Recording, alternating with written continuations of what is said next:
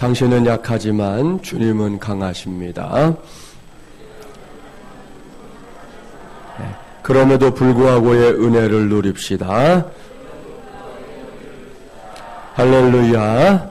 네, 오늘은 이제 8차 특세 두 번째 시간입니다. 오늘은 축복의 통로를 이어나간 이삭이라는 제목으로 하나님의 말씀을 전하도록 하겠습니다. 어제 말씀드린 대로 이제 매일 우리가 한 사람씩 만나게 될 텐데요. 오늘 이제 이삭을 만나보려고 합니다. 이삭이 누군지는 아시죠? 어제 새벽에 만나봤었던 아브라함의 아들입니다. 오늘 주신 말씀을 보면 이삭의 인생 속에 어떤 변화가 일어나고 있습니다. 그것이 무엇인지 살펴볼까요? 본문 1절과 2절 말씀 함께 봉독합니다. 1절, 2절입니다. 아브라함 때에 첫 흉년이 들었더니 그 땅에 또 흉년이 들매 이삭이 그랄로 가서 블레셋 왕 아비멜렉에게 이르렀더니 여호와께서 이삭에게 나타나 이르시되 애굽으로 내려가지 말고 내가 내게 지시하는 땅에 거주하라. 아멘. 아브라함이 살았던 가나안 땅에서 이삭은 자기의 자식들과 함께 나름대로 열심을 다하며 살고 있었습니다. 그런데 그 땅에 아브라함 시대에 찾아왔던 큰 흉년이 다시금 찾아왔다는 것으로 오늘의 본문이 시작되고 있습니다. 어제 살펴봤던 창세기 12장에 따르면 아브라함은 그 흉년을 피해서 애굽으로 내려갔던 적이 있었지요. 그때 하나님께서는 그것이 하나님께서 원하시는 것이 아니다 말씀하셨던 적이 있었습니다. 동일한 일이 이삭의 인생 속에서도 일어나게 된 것입니다. 그리고 이삭도 아브라함과 마찬가지로 약속의 땅을 벗어나 가나안 땅의 남쪽 경계선에 위치한 이 그랄 땅으로 이주하고 있습니다. 그때 하나님께서는 그랄 땅에 내려간 이삭에게 직접 찾아오십니다. 그리고는 또 애굽으로 내려가지 말고 이 가나안 땅에 계속해서 머물라 그렇게 말씀하고 있습니다. 이에 대해 성경학자들은 애굽이 당시에 팽배한 이 우상 숭배 의식으로 차고 넘치는 나라였기 때문에 그곳에 내려가는 것이 이삭과 그 가족들의 신앙에 부정적인 영향을 미칠 것을 염려해서 내리신 조치다 그렇게 설명하고 있습니다. 그래서 겉으로 보기에 그 화려한 애굽을 찾아가기보다 믿음을 지킬 수 있는 비록 힘들지만 기근이 내려진 땅이지만 가나안 땅에 머물 것을 말씀하고 있는 것입니다. 사랑하는 새벽영사 여러분, 이것은 매우 중요한 메시지입니다. 자주 말씀을 드렸습니다. 이 세상이 결코 만만하지 않다고 말입니다. 조금만 방심하면 어찌 될지 알 수 없는 세상이잖아요. 더욱이 요즘은 세상 인심이 얼마나 사나워졌는지 모릅니다. 빈부의 차이가 극심하고 요즘 많은 사람들이 분노 조절 장애라는 말을 들을 만큼 스스로 이 분노를 어찌할지 못해서 분노에 사로잡혀 살아가고 있는 거 우리가 보고 있지 않습니까? 최근에는 해외에서만이 아니라 우리나라에서도 이제 총기 사고가 빈번하게 일어나고 있고요. 어제 뉴스 보셨죠? 이제 GPS를 달아서 이 총기가 이동되는 것을 이제 앞으로 해보겠다 하지만 과연 얼마나 실효를 거둘지는 잘 모르겠습니다. 며칠 전에 연세가 많이 드신 이렇게 젊은 사람들도 아니세요. 한참 연세가 많이 드신 어르신 형제들이 그놈의 돈 때문에 돌아버려서 상대방을 죽이고 자기도 자살하는 정말 이해할 수 없는 일이 일어났지 않습니까? 참으로 안타까운 일입니다.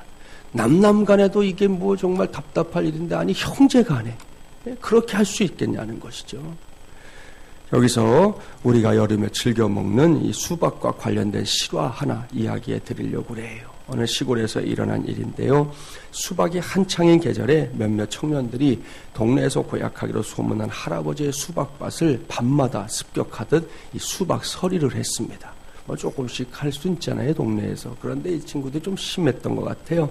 화가 난 할아버지가 아무리 소리치고 경고해도 청년들이 아랑곳하지 않았습니다. 할 수 없이 할아버지는 나름대로 지혜를 써서 경고문을 하나 써붙였어요. 이 수박 중에 한 통에는 농약이 주사되어 있음 주인 100 이렇게 써서 붙였어요. 물론 농약을 주사한 것은 아닙니다. 그런데 그 경고문이 약발을 발휘했어요. 혹시나 하는 생각에 청년들의 발길이 뚝 끊겼습니다. 그런데 일주일 뒤에 또 다른 경고문 하나가 붙었어요. 이 수박밭 또 다른 한 통에 농약을 주사했음. 동네 청년 씀. 이렇게 써놔버렸어요. 어떻게 됐을까요? 그 후 청년들은 한 통의 수박서리도 하지 못했고 할아버지 역시 한 통의 수박을 먹지도 팔지도 못하게 됐습니다. 이 이야기에서 우리가 교훈을 받게 됩니다. 세상은 분명히 우리보다 악합니다. 그렇기 때문에 성경을 통해 주님은 악으로 악을 갚지 말고 선으로 악을 이기라 말씀하고 있는 것이죠. 만일 악으로 악을 갚으려 하다 보면 서로가 손해를 보게 됩니다. 결국 이 이야기처럼 단 한 통의 수박도 먹지 못하는 그런 안타까운 일이 벌어지게 될 것입니다. 그런데도 저 바깥 세상은 내가 먹지 못하면 너도 먹지 말아야 돼. 이런 심보를 분명히 갖고 있습니다. 신약 성경을 보면 이렇게 무시무시한 세상에 남게 될 제자들을 위해서, 그러니까 오늘로 말하면 저와 여러분을 위해서 예수님께서 아주 간절하게 기도했던 적이 있었습니다. 요한복음 17장 9절부터 11절까지의 말씀이 그 기도인데요. 이 말씀은 대제사장의 기도라는 이름으로 풀리는 기도문 가운데 일부입니다. 함께 찾아볼까요? 요한복음 17장 9절부터 11절 말씀, 신약 177쪽입니다. 주님께서 무엇을 기도했는지 관심을 가지길 바랍니다. 요한복음 17장 9절부터 11절 말씀, 우리 주님의 기도입니다. 우리 함께 주님의 마음을 헤아리면서 기도문을 함께 읽어보겠습니다. 9절부터 11절입니다. 내가 그들을 위하여 비옵나니 내가 비옵는 것은 세상을 위함이 아니요 내게 주신 자들을 위함이니이다. 그들은 아버지의 것이로소이다.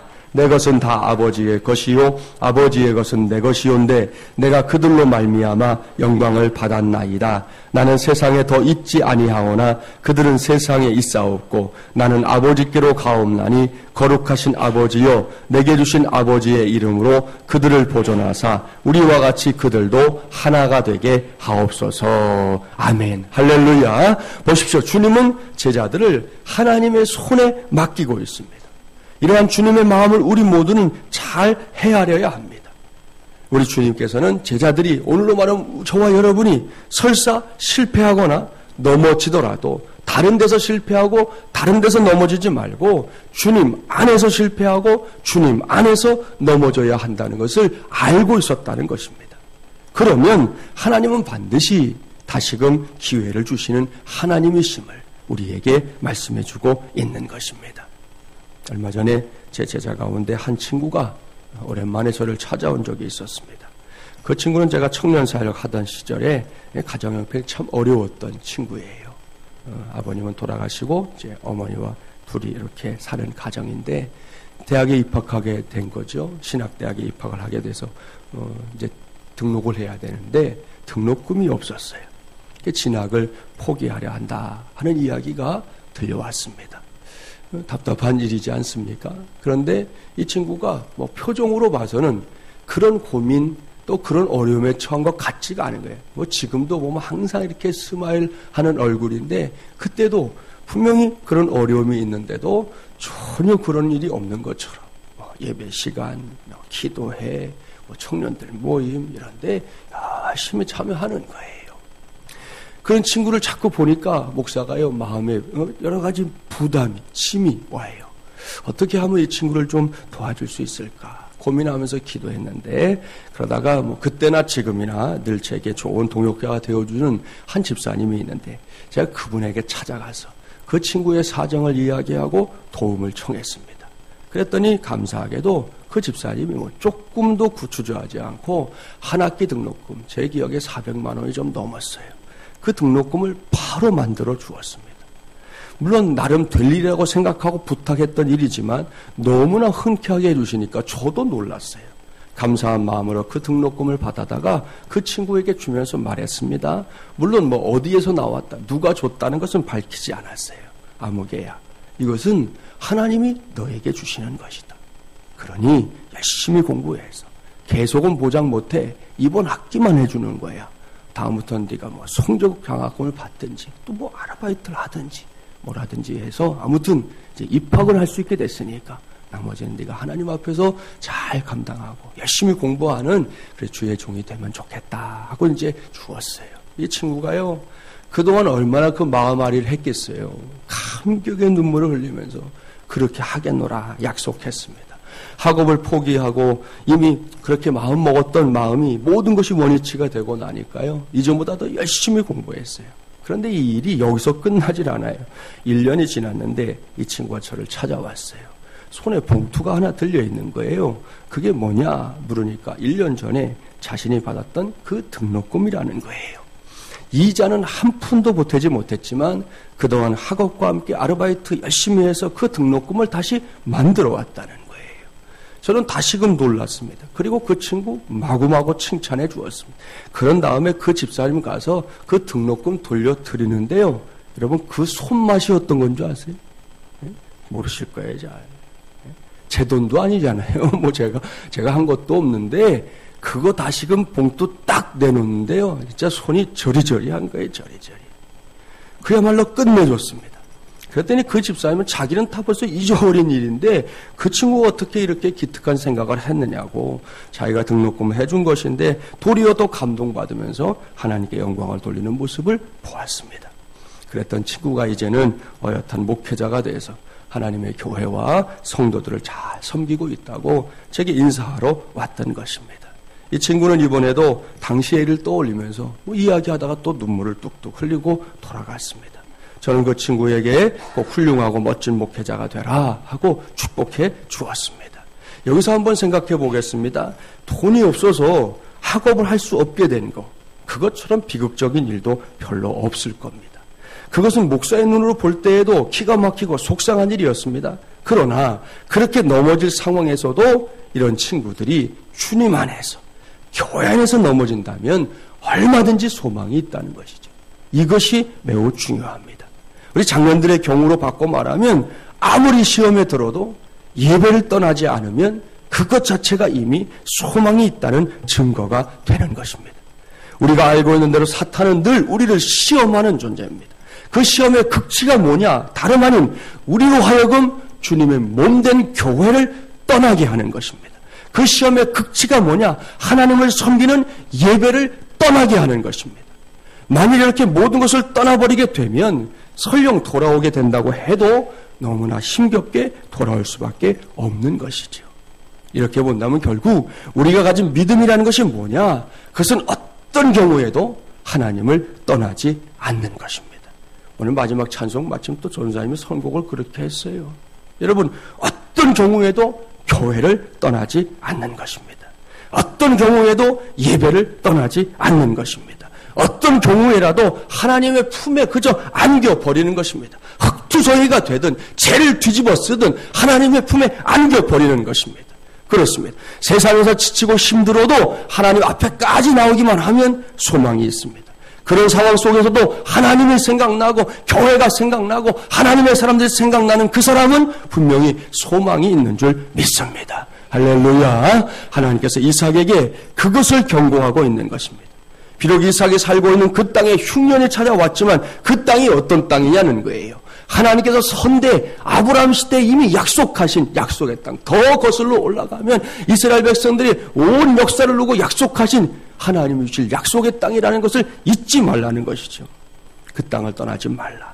그래야만 죽이 되든 밥이 되든 하나님의 약속이 있는 그 땅을 떠나지 말아야만 결국에도 뭐가 돼도 된다는 말씀입니다. 계속해서 말씀을 볼까요? 하나님께서 흉년 가운데에도 이삭이 그 땅에 머물게 될 때 어떤 복을 부어주실 것인지 정확하게 말씀하고 있습니다. 본문 3절부터 5절까지의 말씀 함께 봉독합니다. 3절부터 5절입니다. 이 땅에 거류하면 내가 너와 함께 있어 내게 복을 주고 내가 이 모든 땅을 너와 내 자손에게 주리라. 내가 내 아버지 아브라함에게 맹세한 것을 이루어 내 자손을 하늘의 별과 같이 번성하게 하며 이 모든 땅을 내 자손에게 주리니 내 자손으로 말미암아 천하 만민이 복을 받으리라. 이는 아브라함이 내 말을 순종하고 내 명령과 내 계명과 내 율례와 내 법도를 지켰음이라 하시니라. 아멘. 할렐루야. 사랑하는 새벽용사 여러분, 이 말씀 어디에서 많이 본 것 같지 않습니까? 이 말씀은 하나님께서 이삭의 아버지였던 아브라함의 생전에 아브라함에게 약속하신 복과 똑같은 말씀입니다. 가나안 땅을 주고 그 땅에서 아브라함과 이삭의 후손들이 하늘의 별과 같이 번성하게 될 것이라는 축복의 약속이 다시금 확인되고 있는 것입니다. 여기서 우리가 생각해야 할 것이 있습니다. 그것은 오늘 전하는 말씀의 제목대로 축복의 통로를 이어가다. 바로 이것입니다. 무슨 말씀입니까? 하나님께서는 이삭이 흉년이 닥쳤음에도 불구하고 약속의 땅에 남아 그 인고의 세월을 잘 견뎌내기만 한다면 이삭으로 하여금 아브라함에게 부어주셨던 복의 근원으로서의 삶을 그대로 조금도 차이 없이 누리게 하실 것이다 약속하고 있는 것입니다. 이것이 진짜 복 중의 복인 것이죠. 옳습니다. 하나님의 복은 그저 한 세대로 끝나면 안 됩니다. 이 복은 반드시 세대와 세대를 이어가는 복이 되어야 할 줄 믿습니다. 그래야만 진짜 복이에요. 그저 어느 한 세대에 국한된 복이라면 그 복은 이미 복으로서의 가치를 상실한 것이라고 말씀드릴 수 있습니다. 흔히 자녀들에게 유산 잘못 물려주었다가 집안이 폐가망신하는 경우들이 있지 않습니까? 우리나라 재벌가들도 우리 안에 보이는 것들도 있지만 보이지 않는 이 뒤에 있는 비사들이 얼마나 많은지 몰라요. 그게 뭐 돈만 물려준다고 해서 좋은 유산이 되는 게 아니라는 것이죠. 그렇다면 이때 자녀들에게 남겨진 유산은 결코 복이 될 수 없는 것입니다. 그러나 설사 그런 유산이 없다 하더라도 건강한 믿음 하나만 잘 심어줘도 그것이 진짜 복이 되어서 세대와 다음 세대를 이어 더 큰 복이 되는 것을 우리가 보게 됩니다. 실제 사례를 하나 소개할까요? 어릴 때 소아마비를 앓기도 했고 천식 때문에 숨쉬는 것조차 힘들어했던 한 소년이 있었습니다. 가족들은 이 아이가 10살을 넘기기 힘들 거라 생각했어요. 그런데 감사하게도 이제 11번째 생일을 맞이했습니다. 온 가족의 축하 속에 소년이 케이크에 촛불을 힘껏 불었습니다. 그런데 단 한 개의 촛불만 꺼졌어요. 이 아이가 실망했습니다. 울었습니다. 소년을 도와서 촛불을 끈 아버지는 촛불을 끄며 무슨 소원 빌었니? 하고 물었습니다. 그때 소년이 울먹이며 대답합니다. 아빠, 내년 생일에는 저 혼자 힘으로 12개의 촛불을 모두 끌 수 있게 해달라고 기도했어요. 아빠, 제 몸 왜 이렇게 약하고 늘 아프고 불편할까요? 그때 아버지가 소년을 꼭 안아주며 말합니다. 얘야, 네가 가진 불편함은 단순한 장애가 아니고 하나님께서 주신 선물이야. 그 선물의 의미를 네가 잘 찾아낸다면 넌 오히려 장애 때문에 더 훌륭한 삶을 살게 될 수도 있단다. 이날 소년은 아버지의 그 말씀이 마음에 와닿았어요. 마음에 담았습니다. 다음 날부터 날마다 걷기 운동을 했습니다. 그렇게 시간이 흐르면서 이 소년은 건강을 회복했습니다. 그는 하버드 대학을 졸업한 후에 훌륭한 지도자로 성장을 했는데요. 그가 누구냐? 미국의 제26대 대통령이 테오도어 루스벨트입니다. 보십시오. 루스벨트가 처해 있었던 환경은 분명 좋은 것이 못 되었습니다. 건강, 악조건 투성입니다. 그러나 그에게는 아버지가 심어준 믿음이 있었다는 거죠. 그 믿음은 좋지 못한 여건 속에서도 그로 하여금 낙심하지 않게 만들어 주었습니다. 결국 그 믿음을 통해서 루스벨트는 온 세계에 국한된 복이 아닌 세대를 이어가는 그런 복을 누리는, 한 세대에 끝나는 복이 아니라 자자손손 복을 누리는 위대한 인물이 되고 말았습니다. 이삭이 지금 동일한 은혜를 누리고 있습니다. 하나님께서는 아브라함에게 약속하셨던 복을 이삭에게도 부어줄 것을 약속하고 있습니다. 이 복은 나아가서 장차 야곱이 누릴 복이기도 했습니다. 계속되는 말씀을 보면 이렇게 축복의 통로를 이어가고 있는 이삭은 하나님께서 편들어 주시는 은혜까지 누립니다. 본문 6절 이하의 말씀을 보면 예전에 아브라함이 그랬던 것처럼 이삭도 그랄 사람들이 아내인 리브가 때문에 자신에게 해코지를 할까 싶어서 리브가를 아내가 아닌 누이라고 말했습니다. 다분히 비겁한 행동이었지만 이 일은 곧 아비멜렉 왕에 의해 들통이 납니다. 그 과정에서 좀 늦었지만 이삭은 리브가가 아내라는 사실을 밝히고 아비멜렉에 의해서 철저한 신분 보장을 받게 됩니다. 이 모두가 바로 하나님께서 편들어 주시고 하나님께서 도와주시는 증거들입니다. 이러한 역사는 지금도 일어납니다. 특별히 기도하는 사람들의 삶 속에서 일어나는 놀라운 역사인 줄 믿습니다. 결코 저 멀리 있는 것이 아닙니다. 그렇습니다. 하나님께서는 다른 누구보다 기도하는 사람들의 삶 속에서 역사하십니다. 그것도 너무나 정확하게, 너무나 놀랍게, 그리고 꼭 필요한 것으로 역사하여 주실 줄 믿습니다. 이번 제 8차 특사가 저와 여러분에게는 그러한 은혜들을 구체적으로 체험하는 시간들이 되기를 바랍니다. 하나님께서 나를 위해 역사해 주시는 것은 물론이고 나의 자녀손들을 위해서도 역사해 주시는 그런 은혜까지 누리게 되기를 간절히 바랍니다. 주일에도 말씀드렸지만 이번에 선교에 다녀온 아이들이 그 일을 통해서 부쩍 자랐어요. 소위 잘하고 생각이 잘하고 행동이 잘하는 것을 보면서 하나님께서 이렇게 우리 아이들을 키워가시는구나 하는 생각을 하게 되었습니다. 여러분, 그러니 우리 교회 안에 있는 아이들, 또 여러분의 가정에 있는 자녀손들을 위해서 우리가 부모로서 기도해 줘야 할 책임감이 얼마나 큰 것입니까? 분명한 것은 여러분이 기도하는 그 양 이상 우리 하나님께서 우리의 자녀손들에게 하나님의 은혜를 부어주실 것이고 그들의 인생을 바꾸어 가실 줄 믿습니다. 그래서 오늘 이삭처럼 내가 받은 축복으로 끝나는 것이 아니라 그 축복의 통로를 이어가는 우리의 자녀손들이 되는 그 복이 우리 모든 성도들의 가정 가운데 있게 되기를 주님의 이름으로 간절히 축원합니다.